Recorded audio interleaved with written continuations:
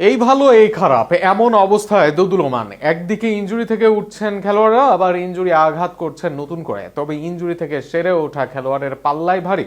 তাই আলজেরিয়ার বিপক্ষে শুরুর দিন শক্তিশালী একাদশই পাবে আর্জেন্টিনা দল। কেমন হতে পারে সম্ভাব্য সেই একাদশ, তা নিয়ে থাকছে প্রতিবেদনে। দল ঘোষণা করেছিলেন গত মাসে। এরপর থেকে একের পর এক ইনজুরি সমস্যা লেগেই ছিল লিওনেল স্কালোনির দলের। আজ সেরে উঠেছেন, তো কাল আরেকজন পড়ে যাচ্ছেন ইনজুরিতে।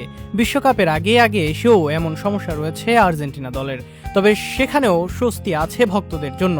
সাম্প্রতিক সময়ে সবচেয়ে বেশি ফিট হয়েছেন বিশ্বকাপের প্রথম ম্যাচের জন্য। সেখানে সবচেয়ে বড় নাম এমিলিয়ানো মার্টিনেজ। সর্বশেষ 2 ম্যাচে ছিলেন শুরুর একাদশে। 1 মাস ধরে ভুগছেন আঙুল ইনজুরিতে। তবে গাস্তন আদল সহ একাধিক সংবাদ মাধ্যম প্রতিবেদন প্রকাশ করে এমিকে নিয়ে। সেখানেই দেখা যায় দলে ফিরতে সম্পূর্ণ প্রস্তুত এমিলিয়ানো মার্টিনেজ। দলের সাথে যোগ দিতে দিয়েছেন অনুশীলন। বিশ্বকাপে আগে এটাই বড় সংবাদ আর্জেন্টাইন শিবিরে, কেননা এমি আসলে তিনি হবেন বিশ্বকাপে দলের প্রথম গোলরক্ষক।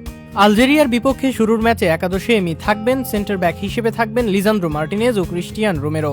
যদিও ওটামেন্দি অনেকদিন দলের প্রথম পছন্দ সেন্টার ব্যাক, তবে গত বিশ্বকাপে লিজান্দ্রো রোমেরো জুটিতে সাফল্য পায় আর্জেন্টিনা। এবার বিশ্বকাপের আগেও 2 জন আছেন ইনজুরি মুক্ত। তাই আলজেরিয়ার বিপক্ষে রোমেরোর সাথে কসাইকেই দেখা যেতে পারে স্কালোনির দলে। নিকোলাস তাগলিয়াফিকো ছিটকে গিয়েছেন ইনজুরি থেকে।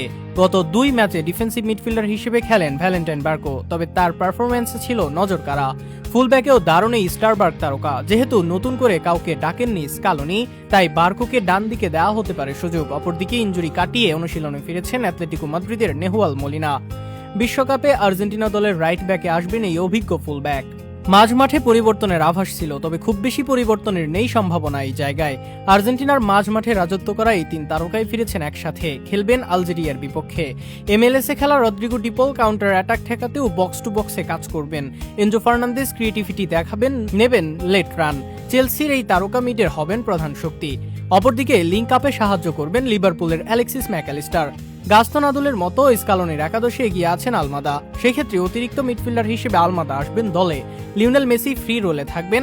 এর সাথে আলমাদা ও আলভারেজ আক্রমণে নেমে আসবেন নিচে। আবার ক্রিয়েটিভিটি দিতেও করবেন চেষ্টা, যা আক্রমণ ভাগকে দিতে পারে পূর্ণতা। সব মিলিয়ে বিশ্বকাপে আর্জেন্টিনার সম্ভাব্য একাদশ হতে পারে এটাই। তবে শেষ পর্যন্ত কৌশলে স্কালোনি নামান তাদেরকে, সেটি এখন বড় প্রশ্ন।